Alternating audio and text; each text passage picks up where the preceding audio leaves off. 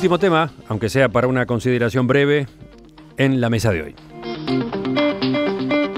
El canciller de Brasil, José Serra, dijo que la decisión de Uruguay de dejar la presidencia pro tempore del Mercosur el viernes pasado fue una medida sin precedentes que generó incertidumbre sobre el funcionamiento del bloque regional.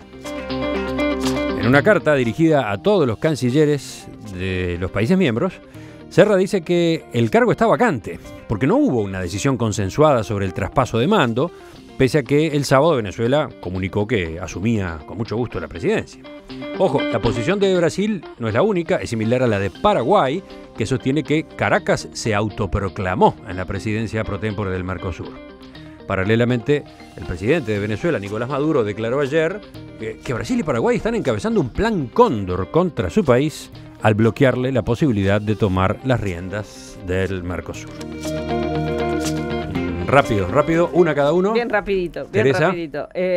Yo la sensación que tengo es que el Mercosur es un corcho que flota a la deriva.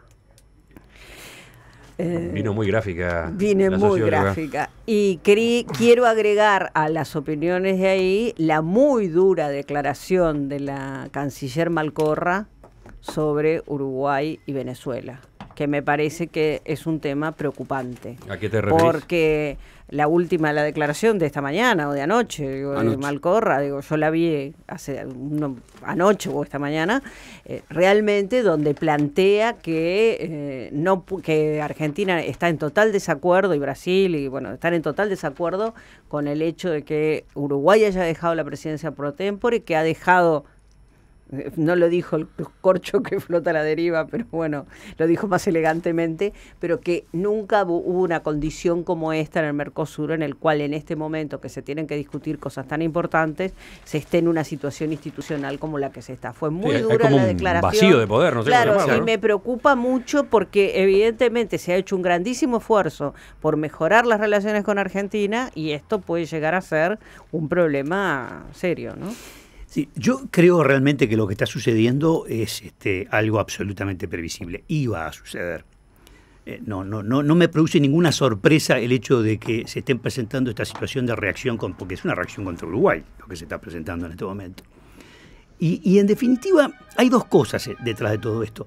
A mí personalmente, francamente, me cuesta entender que existan ciertas cosas que cuando están todas las bases para aplicarla no se apliquen. Por ejemplo, la cláusula democrática. No entiendo cómo no se avanzó en ese sentido, porque para mí la evidencia de quiebre democrático en Venezuela es obvia y creo que se tendría que haber hecho eso, y hay una resistencia. Está bueno lo que tú estás señalando, porque para que efectivamente se aplicara la cláusula democrática, para que, por ejemplo, pudiera terminar vetada Venezuela a los efectos de asumir la presidencia pro tempore, debió haberse cumplido con todo un procedimiento que estaba previsto en el tratado, y que nadie disparó, nadie ni puso siquiera en marcha. se inició, no se puso en marcha. Los países que cuestionan a Venezuela, Brasil, Paraguay, no dieron ese paso. Ese es un punto que yo tampoco termino de entender. Exacto, ¿no? Es una cosa de lo más curiosa porque... Y entonces se llegó a la fecha en que había que hacer el traspaso y tenemos esta situación. Pero por lo menos si uno dijera, bueno, pero el proceso se inició porque hay conciencia de que efectivamente está la cláusula democrática, hay quiebre democrático, y por lo tanto si la cláusula está, pues hay que aplicarla.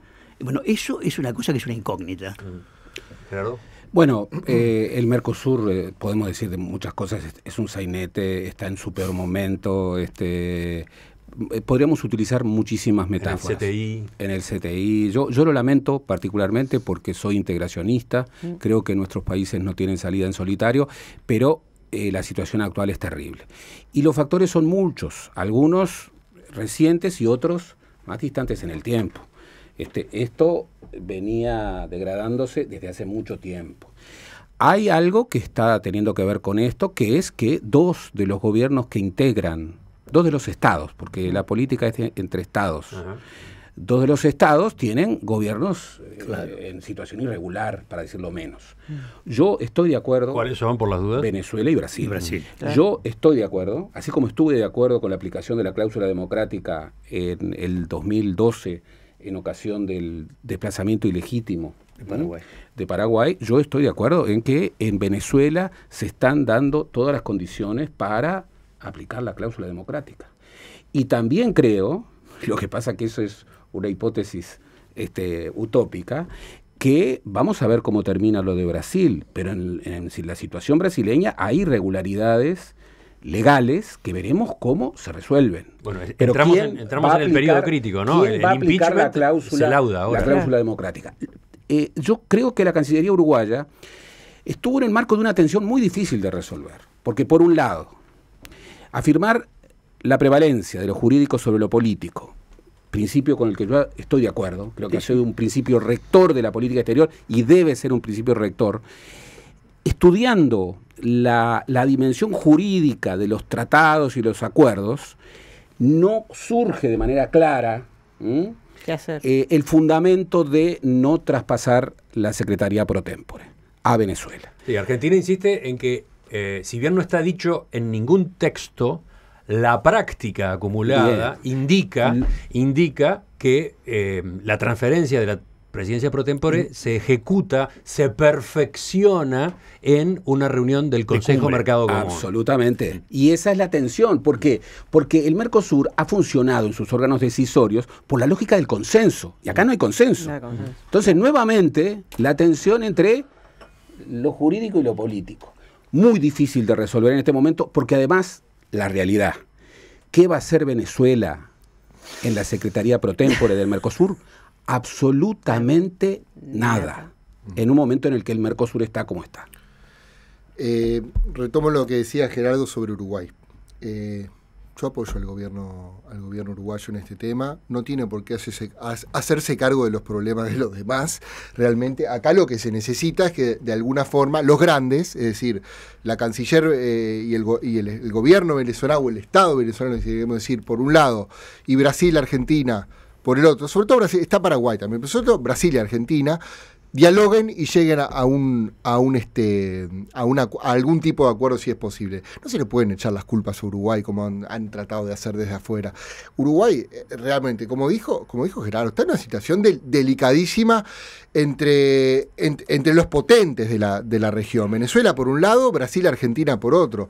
O sea, mucho en este punto particular mucho no se puede pedir. Uno lo ve con cierto pesimismo el tema porque también uno escucha a la canciller venezolana Delcy Rodríguez.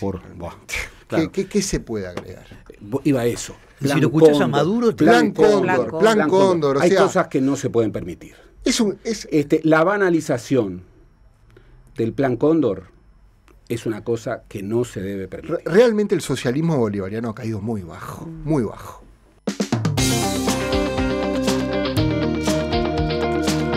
Rafael Porsekansky, Teresa Herrera, Guillermo Fossati, Gerardo Caetano, gracias por acompañarnos en otra mesa de los miércoles. Un gusto. Gracias, un gusto como siempre. Hasta la que viene, hasta la próxima.